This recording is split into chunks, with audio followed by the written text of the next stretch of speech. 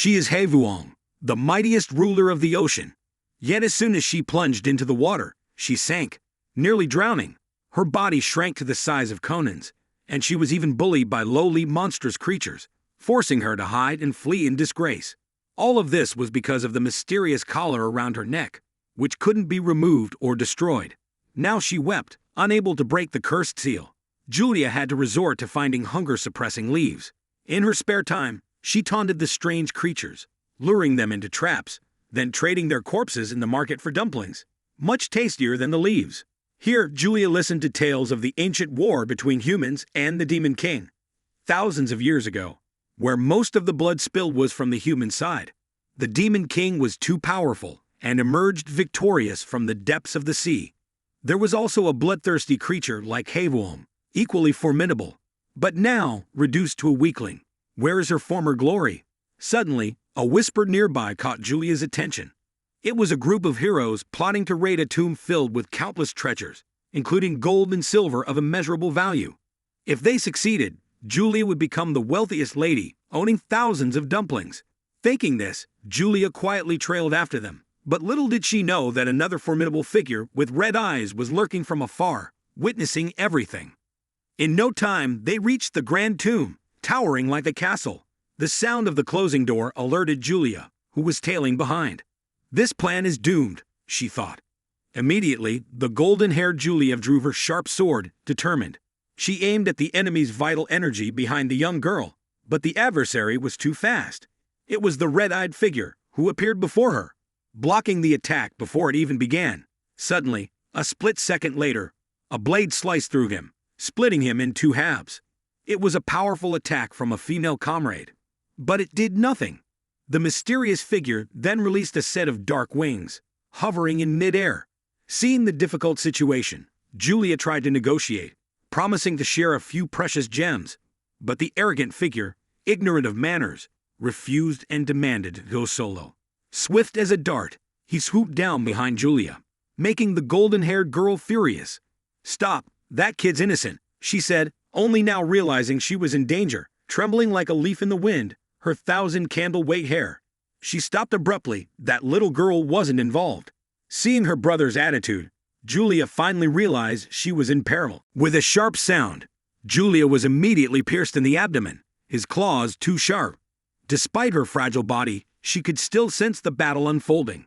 The golden-haired girl focused all of her anger on her sword, unleashing a colossal burst of power. Unexpectedly from behind, he was struck square in the face by a foot, successfully pinning him to the ground. Even his two companions who rushed to rescue were sent flying and pinned against the wall, in agonizing pain. Ever since they set foot here, the red-eyed one had noticed that Julia wasn't human, even causing him a sensation of fear, something he hadn't experienced in thousands of years. Just as Julia was about to give up and accept her fate, a beam of light from the collar called her back.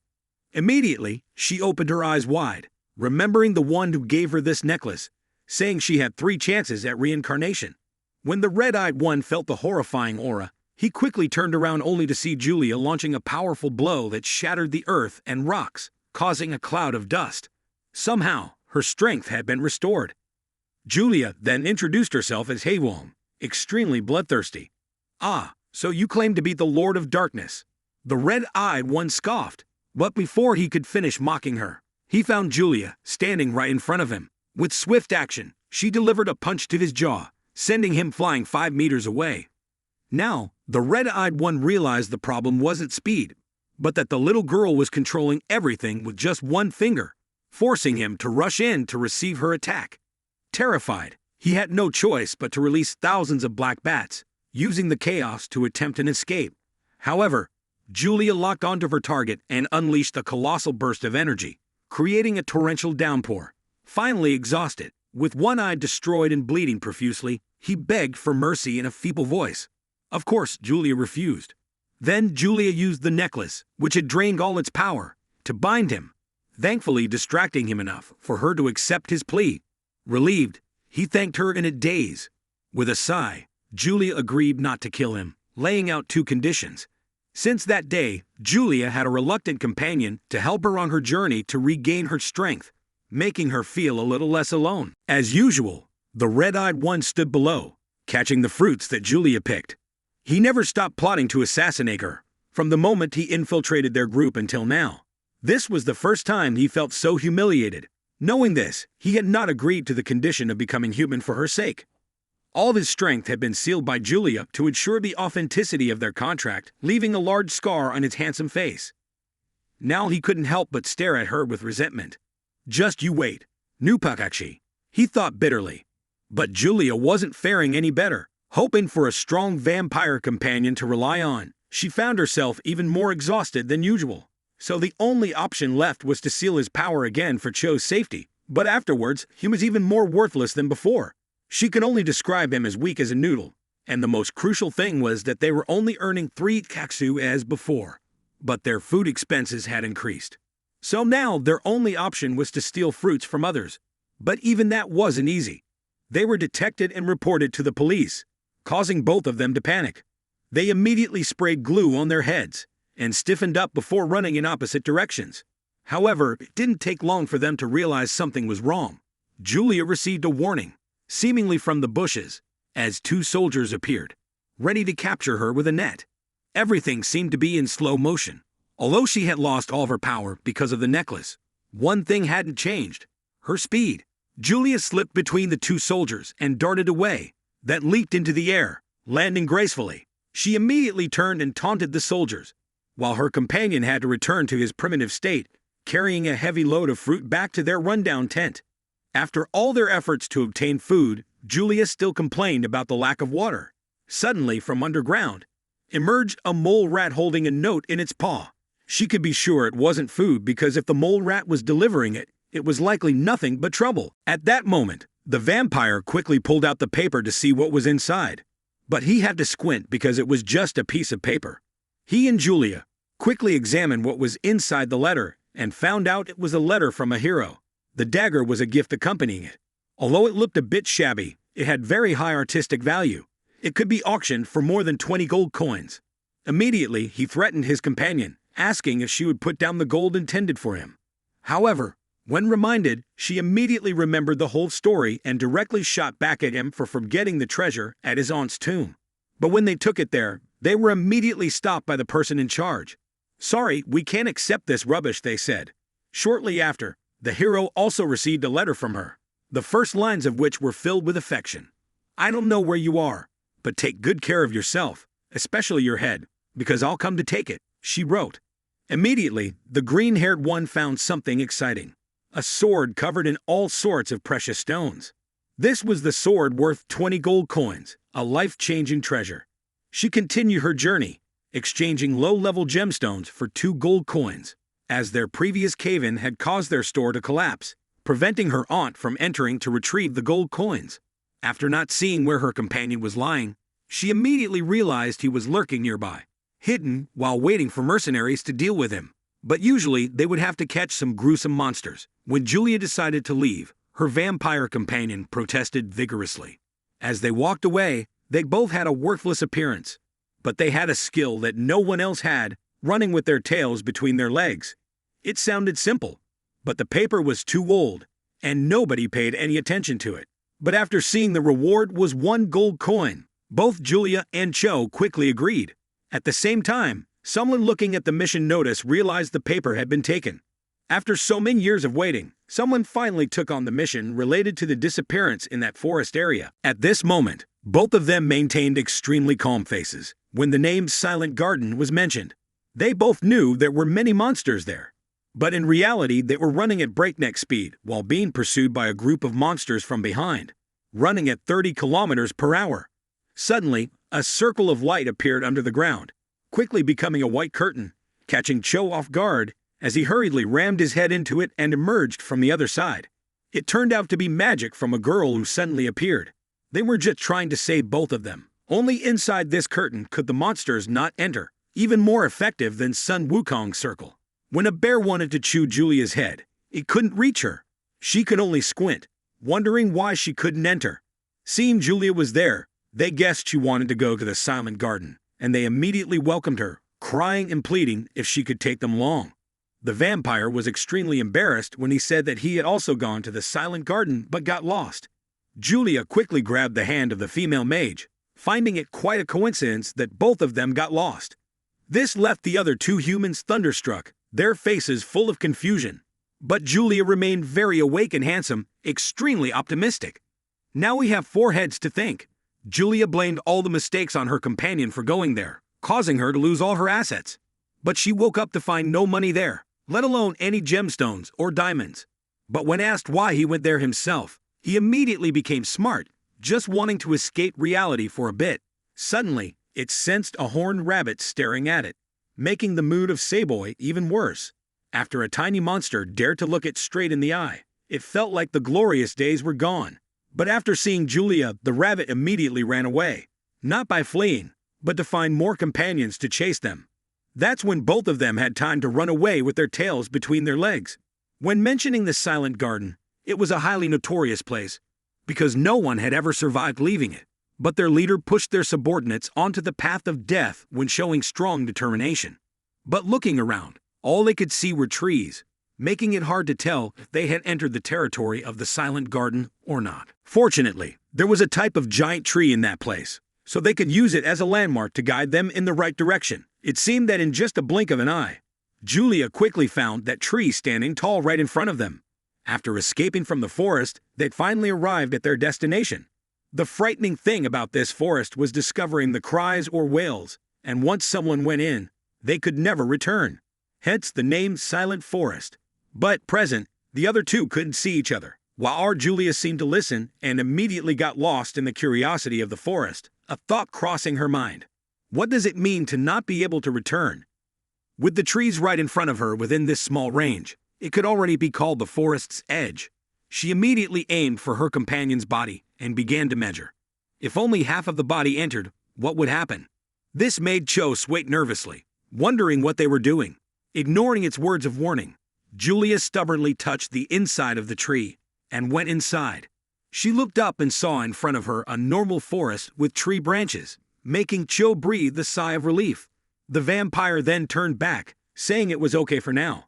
But immediately, the empty space outside the forest's edge disappeared, replaced by densely packed tree branches. The female protagonist, still in a trance, uttered only one sentence. "Oh, so this is how it is." Remembering the scene where she had been defeated by Julia before, she felt extremely painful. At that time, she had imposed two restrictions on it, binding it. Yet she left the child in the market and went inside. Seeing the scene of the deep forest ahead, Seiboy felt extremely painful. The vampire immediately made a decision to go inside upon seeing this. But they were immediately stopped. "Think carefully, there's no way out inside," they were warned. But for it, there was no other choice, and it was extremely determined. "If she dies, I die," it said firmly. But in the eyes of the young girl, she thought this was an extremely romantic love story. Indeed, as the saying goes, when love ends, everything ends. With this thought, the vampire from the east immediately acted on warning, pushing itself inside the forest, the center of the Silent Forest, quickly searching for Julia. But it seemed that thanks to the prohibition, they could easily find her. After the two of them finally reunited, they immediately discovered Julia. Surprisingly, she was leading a man back home, and it wasn't someone unfamiliar. It was the captain of the two mercenaries from outside. The reason for his presence here seemed as casual as the two of them simply coming for a visit. Little did they know, their disappearance was truly mysterious and doubled in significance when both harbored thoughts of disappearing and never returning. What did that mean? So out of curiosity, they ventured in to see for themselves. The captain quickly warned them not to linger here too long, as there were lairs of monstrous creatures nearby. Not monsters or humans, but entirely peculiar beings.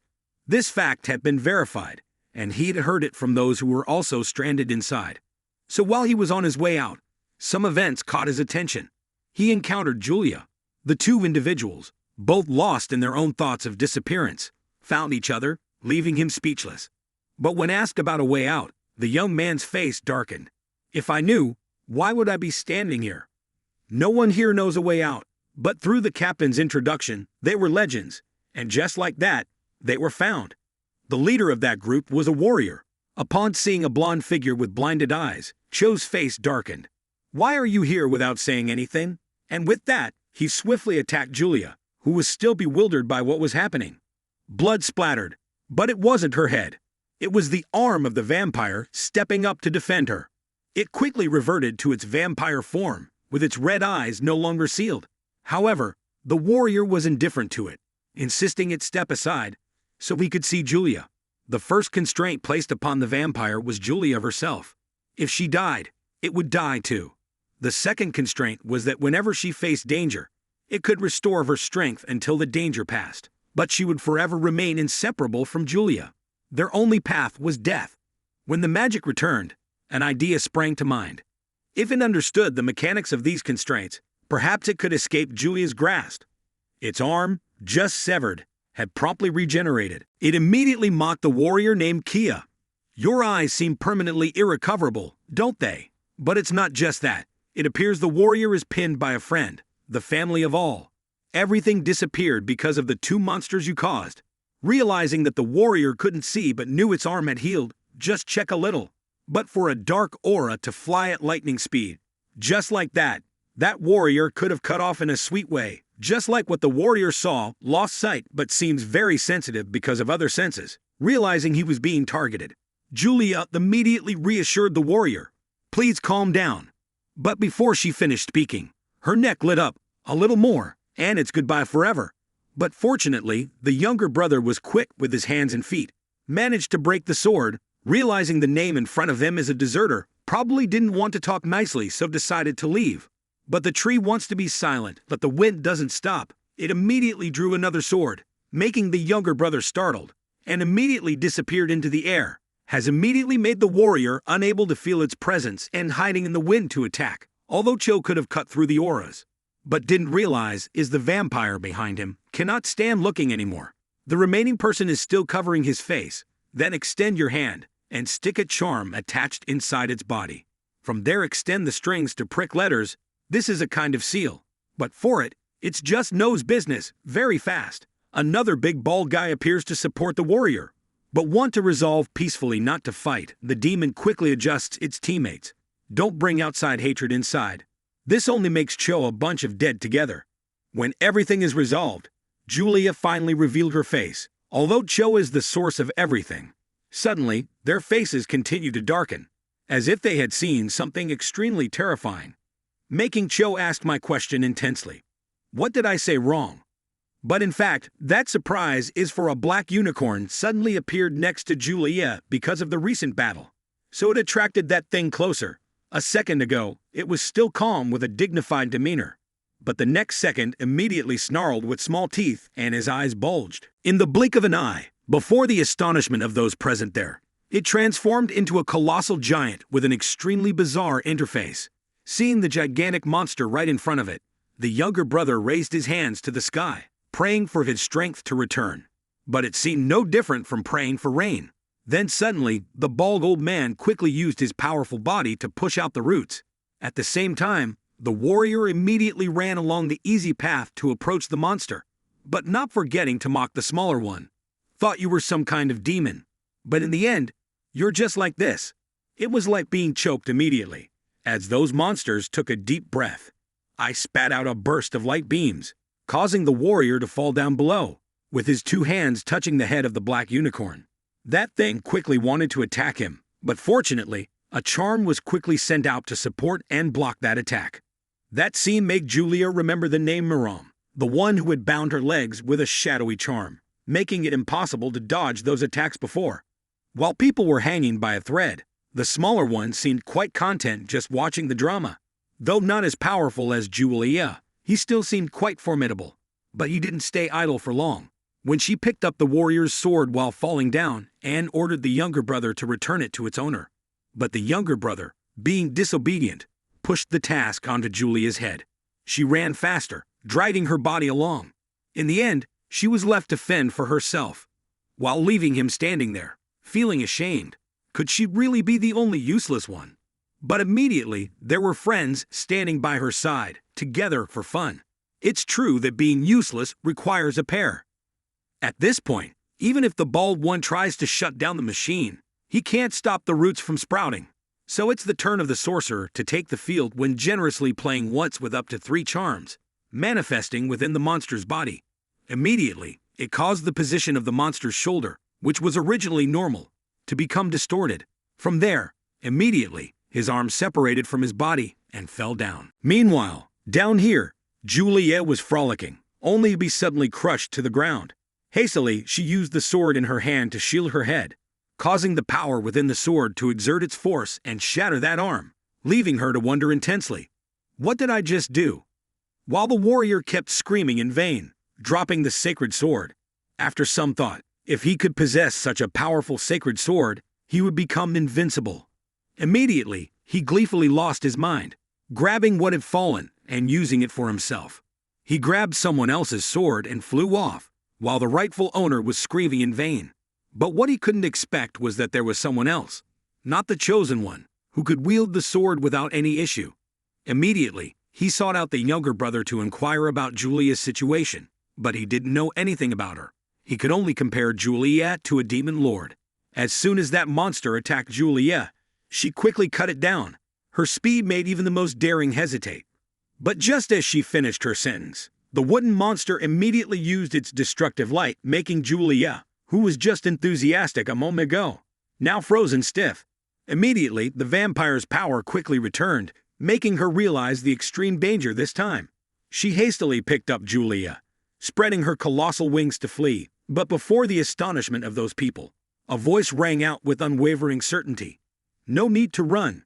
From somewhere appeared a heavily armored warrior, with a massive shield on his arm. He swiftly moved in front of them to intercept the destructive light, but nothing happened. Thanks to the shield, the attack vanished.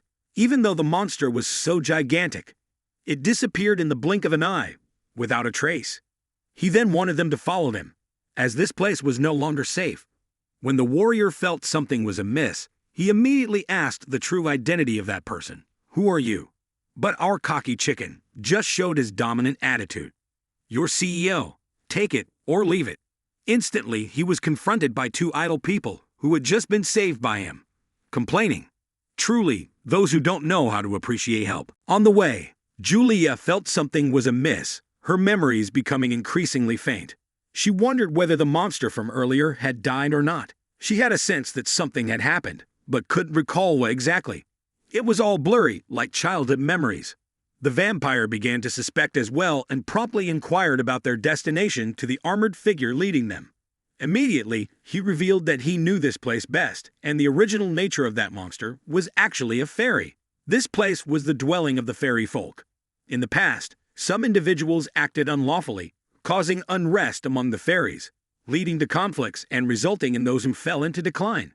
These fallen beings were then combined to create that monster, sealing off this forest to confine the terrifying menace within, preventing it from escaping and wreaking havoc upon the mortal world.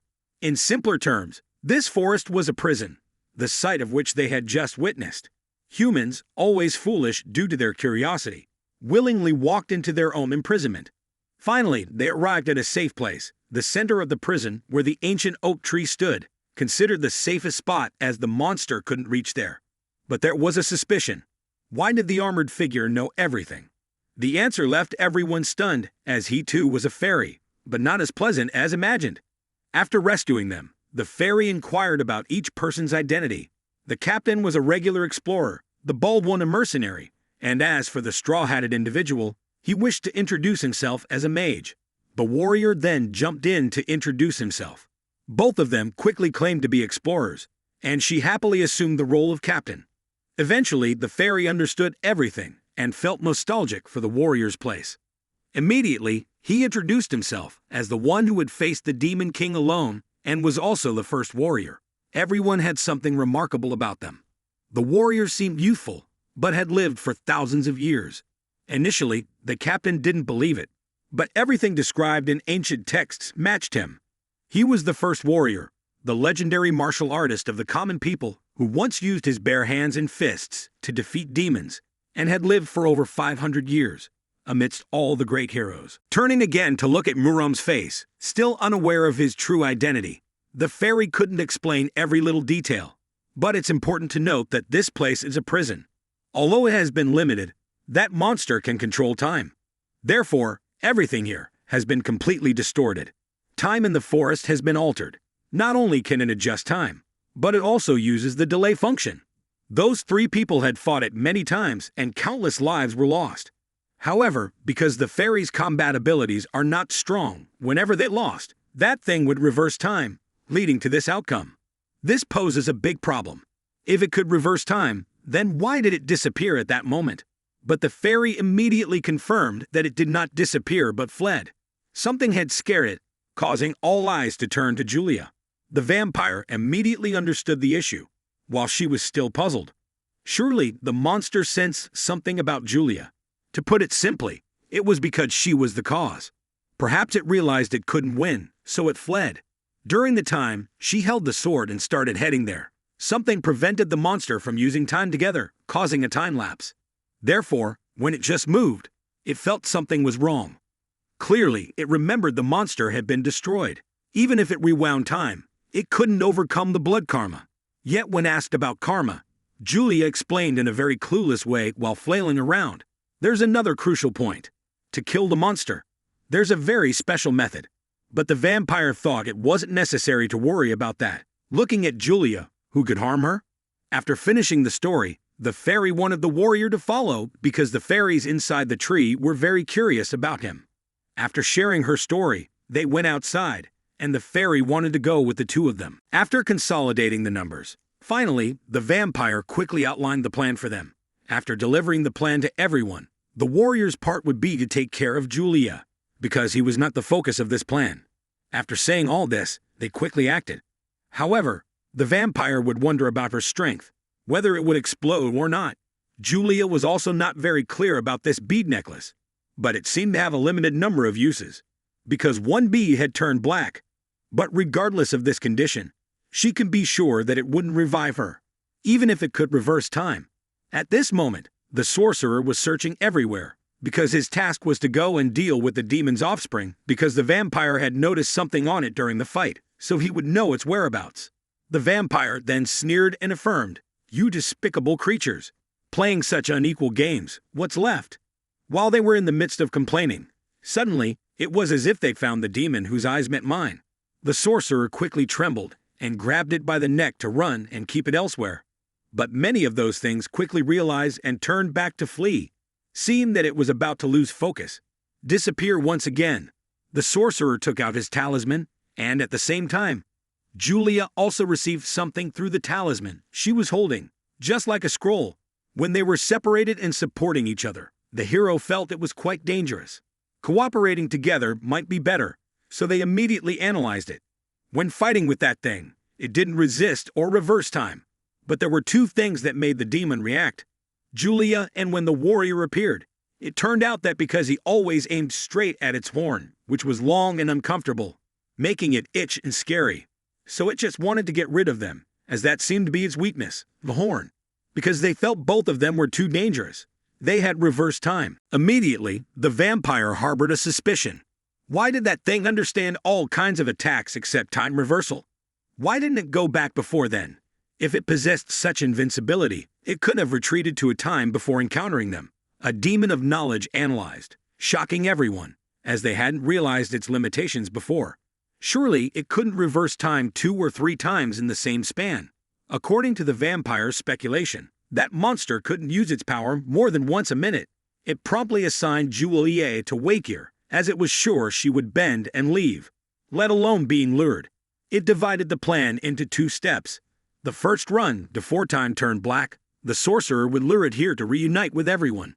The issue arose on the second run, when suspecting the creature's defeat, it would reverse time, but it depended on the success of the first run. If the creature reversed time when it was about to be ambushed, it could only go back to the segment when it was under attack. If it reversed time during the fight, it would go back even further, to when it was being lured out. That was when everything would collapse because it realized it was being played before the actual fight, so it would run away. Therefore, leaving Yuria standing was a very reasonable solution. Sensing something was amiss, it ran straight to the sorcerer's location. Yuria then emerged from the bushes, wielding a holy sword, launching a surprise attack that caught it off guard, leaving it no escape route. While everyone was waiting, the season's leaves began to move and scatter, a sign that time had reversed. They quickly pursued, But the vampire couldn't help but worry because Julia's combat capability had been intensified. But the chance of her regaining her strength was very low. Furthermore, their battleground was a wasteland where no one, not even the legendary explorer, could traverse easily.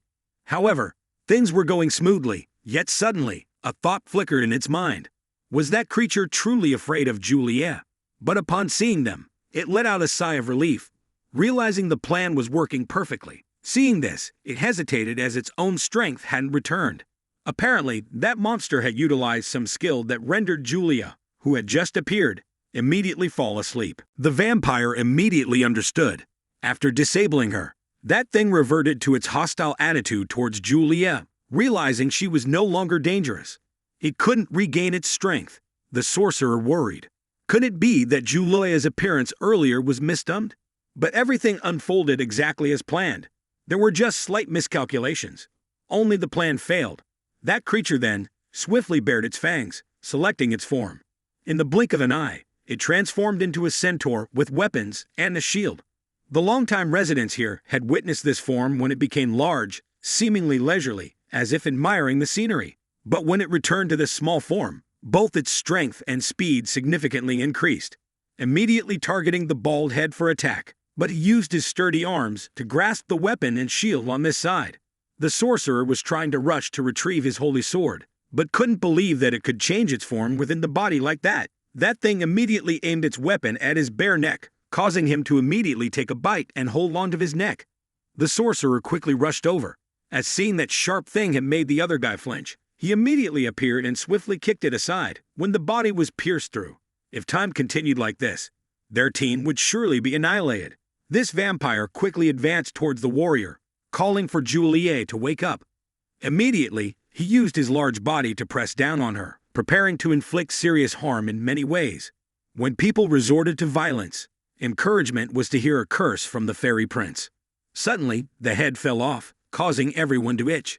He had touched his head and was still talking, right? Immediately after that, from within the heavily armored giant split in two, a very lovely green fairy emerged. But her mouth didn't stop gibbering. The fairy fluttered around to sprinkle something into the creature's body. That gentle, beautiful thing mesmerized Cho, leaving him dumbfounded. Immediately, he was scolded harshly, making him feel like a fool. That blank-faced guy seemed to shimmer, and when that thing touched the creature's face, it immediately exploded into pieces, stunning everyone with the immense damage. Just when they thought everything was resolved, the creature continued to regenerate, but this time, it took on a different form, resembling a tree giant. The sorcerer used his magic to stop the bleeding and immobilize it, advising everyone to take a break because they were no match for it. With swift speed surpassing the fairy's sight, it appeared behind the sorcerer and launched a surprise attack. But the hero quickly reacted, severing its body into two parts, the upper portion dropping to the ground and exploding again. Though they had destroyed it countless times, it continued to regenerate from within the tree trunk. Immediately, it was hit by a grenade from the fairy prince, causing its body to explode once more. Even though they had defeated that creature many times, it continued to reappear within the tree trunk. But this time, it didn't rush out to die again, instead noticing something and returning to the tree. At the same time, the disciple, who had been nurturing it for days, now slapped it without hesitation. Luckily, it was effective, and Yuria had awakened. But as soon as she leaned against the tree trunk, the demonic creature immediately appeared, aiming to eliminate her instantly. The vampire didn't say much, grabbing Yuria and speaking loudly. "Witness my Heiduong technique." This caused both of them to writhe in pain. Even the one attacking felt shocked. Yet it was effective. As soon as the creature was making Muram sit up, before understanding what had happened, the warrior immediately ran over and slashed, causing the creature to transform into a massive wall, attempting to crush him. But his trick didn't work against the holy sword. Everyone was looking at Yuria, expecting her to resolve everything. But she was still bewildered, unsure of what was happening. The warrior took a larger stance, holding his sword straight towards the creature. Immediately, a mark appeared on its body, and likewise on his. It was the mark to determine a duel of double strength. Remembering when Yuria explained the theory of karma, talking about how even if one was a hero, no matter how skilled, they would still be killed if caught off guard or careless. Therefore, the theory of karma would protect them. those chosen by the world for such protection. But sometimes it could be due to some special power, like the warrior, who would often receive strength from temples, and was called grace. Not only that, it would be passed down through generations. Returning to the current situation, the creature seemed quite confused, as suddenly it found itself tattooed. Immediately, it was shaken by the mark, which was an affirmation that both had entered into a duel. If anyone left, they would immediately die, regardless of the outcome of the battle. This made the sorcerer immediately object. "You've never been so impulsive before. Why suddenly be so reckless?" It seemed this was something he had been thinking about for a long time, always thinking of himself as the warrior, the only one who could kill this monster. If he fell, there would be no one to replace him. It was the duty of one chosen by the gods. All heavy responsibilities fell upon his shoulders, making the sorcerer extremely tired. He yelled out, "Why must it be me? Why must I suffer so?" He was just an ordinary person like any other day. He found his answer in the theory of karma, to end everything they had caused. The warrior understood that he had chosen this path himself. Only then could he have enough strength to seek revenge. He quickly showed his determination. He was no longer weak and could destroy demons. He firmly pressed his feet into the ground, and then lunged at the creature, delivering a blow. "Take this, just a little bit lighter," he said as he aimed for its head. But before he knew it, he was struck back painfully. However, his hands remained swift, striking deeply into its body, causing the creature to scream in agony. Though blood was oozing from his mouth, he didn't stop there. He immediately leaped up and approached the creature once more. Recalling those years, his comrades had died under the hands of the Demon King. He hadn't hesitated. He just wanted to seek out someone stronger than himself. Many times he fought relentlessly, even though he had been rejected and scorned by humans for not being able to fulfill the duties of a warrior and returning defeated. Yet he still tried his best to be able to defeat the monster. At present, even though he had been hated by humans before, to the point of being targeted for assassination, at that moment, he felt very hateful. He resented becoming a warrior. He was just a human, afraid of death and wanting to live. Lost and not knowing where to go, he wandered into the silent forest. Earlier, he had asked Yuria about the theory of karma, wondering if his suffering would stop if he died. But of course, it wasn't that simple. It would continue on, with someone else. Someone chosen to be the warrior in his place, bearing the consequences he had caused. It would be an endless cycle repeating itself. So when he decided to face the monster in front of him, the warrior no longer ran away. Instead, he smiled proudly when he recalled himself as the first warrior to fight the Demon King. When the creature fell with wounds all over its body from the warrior's attacks, he quickly bid farewell to it one last time and plunged his holy sword into its brain to end it. But that moment was immediately shattered. In the blink of an eye, they were back to the scene where the fairy had used her body as a shield for the sorcerer, while the warrior was still stunned. At that moment, the vampire urgently called for the warrior to wake Yuria up, leaving him with no choice but to confront a little girl. But before he could do anything, she immediately woke up, feeling confused. Not because the warrior had attacked her, but because she found it hard to understand. Clearly, she was just standing there watching the two of them fight, but she immediately remembered the moment when the warrior stabbed through her head, making the creature even more resentful.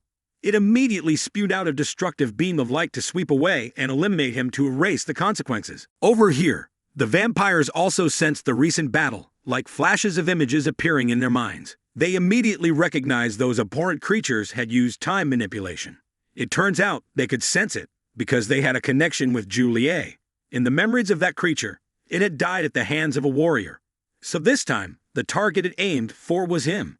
Thus, the vampire immediately ordered the warrior to knock him unconscious to wake Yuria up, recreating the scene as before when the two were together, and the destructive light struck the warrior, endangering Yulia's life. The danger to Yulia's life brought back the vampire's power in an instant. It swiftly appeared before them, using one hand to block the attack, immediately disorienting the creature, who then looked down to see the vampire's hand thrust into its chest, countless dark tendrils piercing through it like sturdy branches, causing immense pain.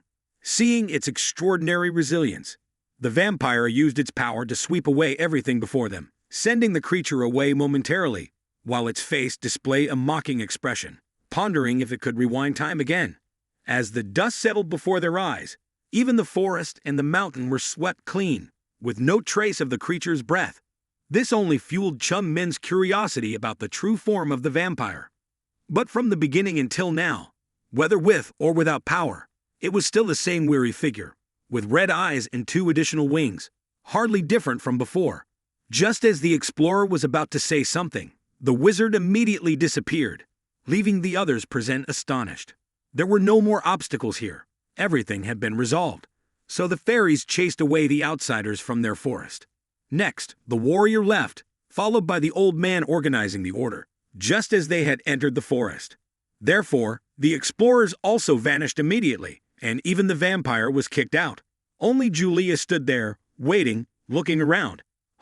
Why hasn't it come to my turn yet? I thought I'd been trapped here forever. But suddenly, I see a sprout growing. From there emerged the appearance of a withered tree branch, but contorted like a human body, with an upturned head. The tree spirit recognized Yuria as Haivuong. According to the principle, she shouldn't be here, because her presence disrupted the balance of karma, overturning all order. Consequently, the tree spirit promptly expelled Yuria to return to the ocean, only to be met with Julia's furious curses. Disregarding any notion of karma or peanuts, she was simply following her own path. This left the tree spirit pondering for a moment before deciding to express gratitude to her for aiding in defeating the monster, and bestowed upon Yuria a much-needed reward, the very thing she needed the most. Meanwhile, both of them stood outside, clueless about how to search for their missing friend, when suddenly they spotted all 3 emerging together. As soon as she spotted her 2 friends, the expedition captain rushed forward, embracing them in tears of joy, exclaiming how much she missed them, believing they had perished. Amidst her sobs, she recounted the events, causing a pang of hurt in Julia's tiny heart. Luckily, they had encountered Tentu. The vampire turned to Yuria, dropping to their knees, thanking her profusely. With that, both parties parted ways, but the vampire perked up its ears to eavesdrop on the captain's description. The tiny Tentu nestled in the palm of her hand even had wings, startling it. Clearly, it was only because of Julia's power that it could recall fleeting images when time was reversed. How could an ordinary person like the captain possess such an ability? After enduring so much hardship, they finally made it back to their rundown tent. People who worried about them didn't bother to believe or trust them, so the mission received no reward. But when their younger sibling returned without fuss, even though it was just a substance that made Yuria question, she quickly turned to see a scene that hit her straight in the eye. Tentu lying peacefully in the middle of both their homes. Hello. I've been standing here since the afternoon after receiving my salary at the office, only to find that I could only get a few coins. Not having enough money for dinner immediately led me to pour all the blame on Tentu. It's all because of you. I thought, blaming you for all misfortunes. That's why I only received these meager coins. Even if you want to follow your path, you still have to suffer a little bit, right? Everyone is useless. I got so angry that I managed to scrape up the last 3 coins, while blood rushed to my head, as if I was about to explode. Why am I the only one struggling to make ends meet? My younger sibling could only stand and watch Yuria going crazy, grabbing someone's head. It was such a frustrating scene that I immediately turned back home. That shocking incident caught the attention of a man with slick green hair, who approached both of us. Meanwhile, the vampire had returned home to its aunt, recalling the time when Tentu came to both of their houses. At that time, the vampire immediately mentioned Haivong's true goal, to ascend to the surface and find the Demon King, avenging its ancestors. This made Cho's face instantly darken, the coldness in her eyes causing Tentu to immediately turn away, hiding behind its armor. It quickly denied it, clinging to the excuse that it just wanted to be the only Haivong in the world, looking for someone to imitate and then escaping into reality, wrapping itself in blankets to go to sleep. Now, remembering that, the vampire thought that was Yulia's weakness, causing it to start pondering. Suddenly, it noticed the scene of Yuria being carried away by a few people in black, while she was still snoring. This made the vampire wonder what had just happened.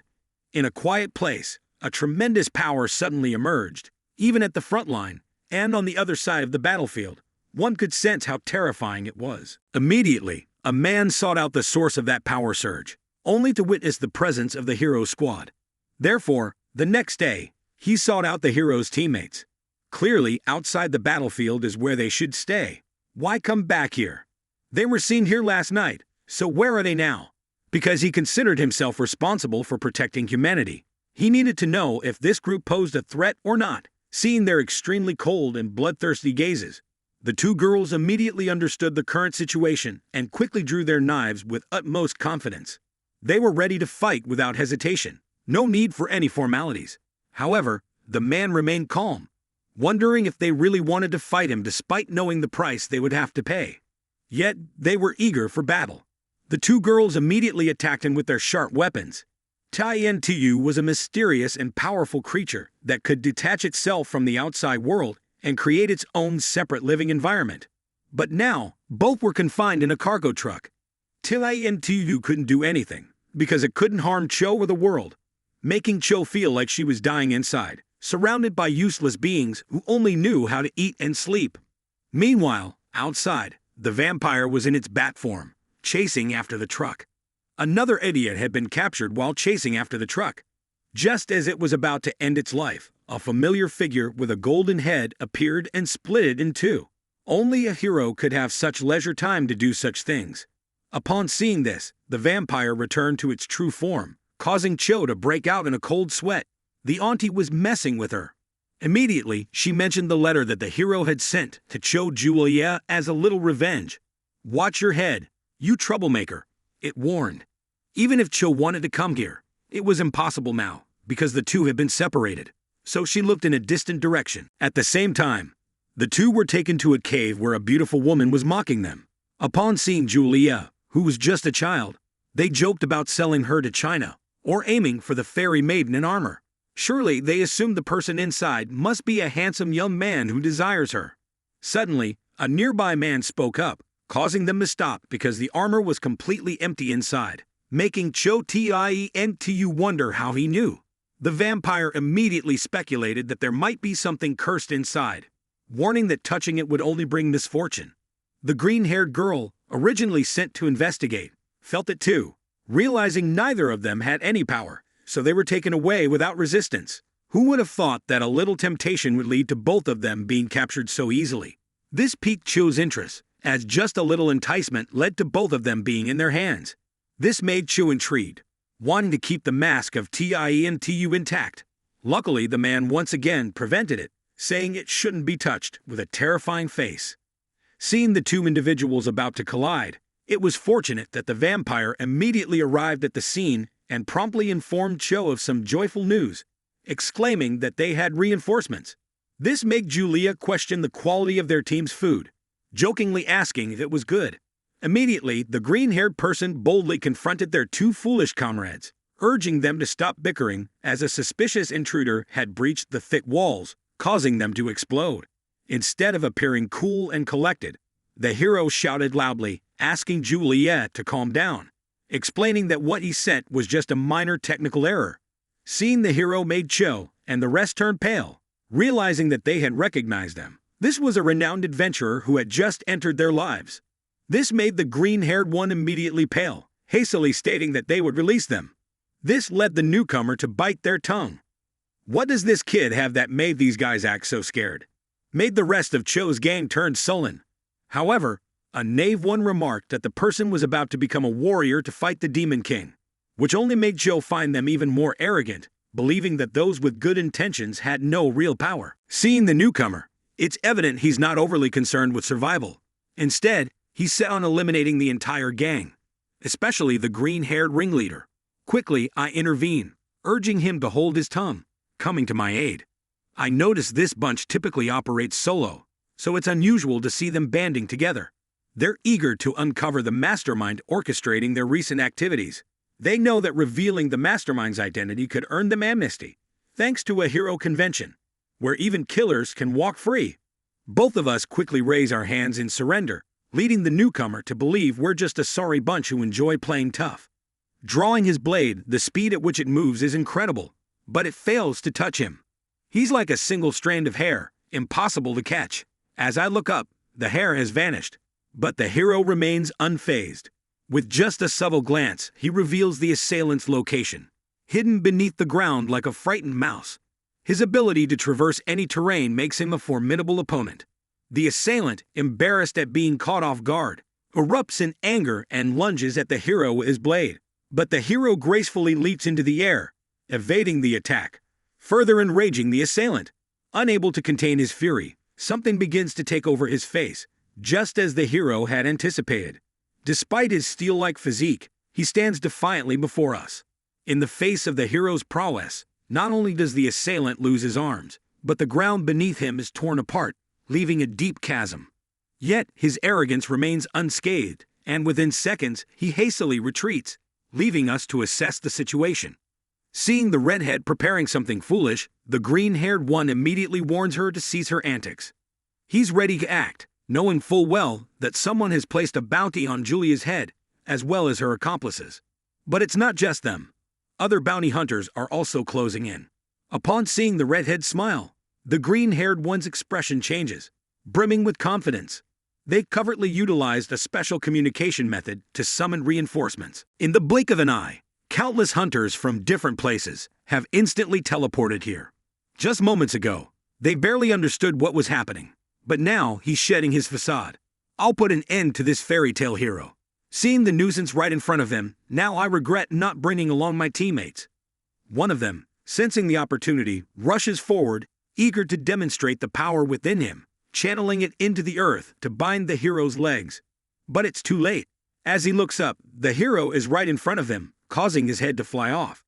But such scenes are all too familiar to the other hunters, so much so that they don't even blink. They are the ones fueling this war. Therefore, he doesn't hesitate any longer and swiftly raises his sword, causing it to hover in the air. The hero remarks sarcastically, mocking their belief in their invincibility, instantly helping them realize the harsh truth. The swords, which were previously countless, now are revealed to be just 10. So in the blink of an eye, only 10 can be dealt with. When one of them, delusional about his agility, tries to use a whirlwind to fend off the attack, the sword immediately pierces through, impaling him against the wall. With just 4 swipes, including one long-haired guy constantly cursing his stupid teammates like cattle, a vampire hastily sits down to quickly get some momentum from his thigh, generating enough force to leave a deep crimson mark on the ground. But instead of directly attacking the hero, it skirts around him, making it impossible for him to keep up with the constant motion. When faced with countless sword tips coming at him, he manages to elegantly evade them, but there's no escape. When he realizes it, he's astonished to find numerous swords hovering over his head. So now, the numbers have been reduced from 4 to 3. He calmly and patiently selects the most beautiful sword, drawing it forth, and the remaining swords also leave the ground. The vampire returns to his ranks, waiting to strike. 30 swords. Even seeing this, the green one refuses to yield, employing his shadow manipulation skill to summon dark shadows from black holes. Just as the hero is preparing to deal with them, he hears drilling sounds, and upon looking up, sees the sight of them acting recklessly, holding a knife to the vampire's neck to threaten him. This renders the young man silent, and the hero breaks into a sweat, wondering why they insist on making him a hostage. The redhead also questions who they are. But when the other says that she is their hostage, he sneers, refusing to believe it because Tientu is still lying there crushed. Seeing the hero, he advises them not to mess with the vampire. However, not only do they not understand, but they also capture Julia as a hostage, while stomping on the dying Tia underfoot. Seeing her fall into the enemy's hands, the hero quickly drops his weapon, begging them to spare her, pleading with them. Yet in the eyes of the shadowy figure, he sees fear, believing that he is afraid of him and wanting to show off. Suddenly, a muscular arm protrudes from behind him, aiming straight for Julia's face, causing her to tremble with fear and anger. Why is it always me? She wonders, making the young man sitting release his sorrow in the middle of the road, staring at them with bloodthirsty eyes as he exhales a sigh. In the blink of an eye, he feels something amiss, sensing that things are not as they were before. While the blood of those two is splattered everywhere, chaotic death reigns on the ground, allowing the green-haired one to escape unnoticed. Just as he turns, he sees no trace of him, disappearing like a flash, while Julia is dying in his arms, as she's always been his pawn. At the same time, the hero is letting go, trying to tie Tientu, reminding him of the scent of home on him. Coming here this time to find Julia is not just to atone, but to seek her help in exterminating monsters, what she immediately refuses. Now, with both of those new lackeys from VCL, where are they still affiliated with? Furthermore, it's getting scarier. The hero immediately reassures that the monster extermination is being taken care of by the villagers, and those from the battlefield have ensured it, so they can relax.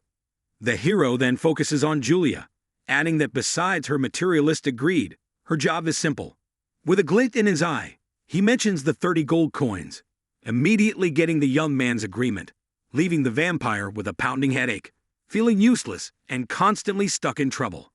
When asked about himself by the hero, Tientu doesn't hide the truth, revealing it right away, but the hero instantly interrupts the scene, having just spotted a little girl who seemed to have turned into a bloodthirsty fiend. Even the formidable demon, like a vampire, had to give in. Thus, even if Tientu were as small as a palm with 2 tiny wings, it suddenly seemed reasonable. He then returns to the main topic, asking if Julia has any special talents or abilities. If so, it would make it more convincing for the adventurers. Immediately, a chilling laughter emanates from within Tientu's armored suit. Tientu quickly pokes his nose out, demonstrating that it's the moment when he showcases his shield that can withstand anything. Not only that, but also counterattacks for a certain period, immediately making Julia remember during the battle with the monster. The shield was able to withstand the destructive light attack. Tientu immediately raises his eyebrows, proudly boasting that it can restore its power within a week, leaving everyone stunned for 5 seconds. That is, the function of this shield can only be used once a week. The hero immediately consoles Julia, saying it's okay if she doesn't have any special abilities, essentially mocking Tientu's feeble shield. She quickly asks about the despicable bunch from earlier, wondering why they targeted her like a pack of wolves. They are the very hunters and adventurers who do various tasks, such as commissions or monster exterminations, demon killing, even escorting and protecting those in need, making them thorns in the eyes of others. But no matter how it's put, in the eyes of the hero, they are just murderers, no different from bandits. Julia was struck like lightning when she realized that she had been kidnapped because they wanted to profit from hunting her for rewards. At this moment, someone seemed to appear and was looking for the hero, serving as a means to pass on information and communicate between the 2 girls accompanying him. Despite being a bit clumsy last time, it was still easy to quickly inform the hero that the warriors had initiated an attack and his 2 friends were in danger. Continuing would lead to defeat. Therefore, the cowardly one fled immediately, overcome by a sudden sleepiness, causing the hero to collapse, luckily caught in time. This meant that the magic had ended, and the connection between it and his companions was severed. This caused the hero to panic immediately, not knowing why the warriors attacked them and feeling overwhelmed, not knowing what to do. The demon suddenly became foolish and didn't know how to deal with Julia. Instantly, he jumped to conclusions, wanting her to go to the battlefront to secure their positions. Because he was a hero, he was busy with the usual contracts, and skilled adventurers were coming to replace him for a while. Seeing this, they quickly intervened to protect Julia, whose petite stature made her look like an ordinary child, causing people to look down on her. But she remained composed, making the little guy even more frustrated. So, after holding the recommendation letter in his hand, he immediately doubted life when he saw Tientu with the title of the imminent arrival to replace the hero. Tomorrow, he will pay attention to both sides with 2 girls, one slightly less handsome and the other a kid, raising questions. The nymph quickly retorted that both were her apprentices. Even if this armor is far away, it's just scrap metal, unable to carry heavy loads, leaving him stunned, quickly walking out to the outside soldiers. Not some young lady from a wealthy family who can't even carry luggage and receive a slap on the butt. Immediately recounting the giant Iron Man that the hero introduced, it was just like that. After seeing the figure leave, he was worried that everything would be exposed. Immediately looking up at Tientu with a questioning look. Why you always grunt? Are you afraid people don't know you're mute? Before he could finish speaking, the Iron Man had someone called outside. So trusting in his shield, he took it outside to make everyone there uncomfortable. But when he confirmed that it was a shield that could block attacks, he immediately made Cho and his gang scream in excitement.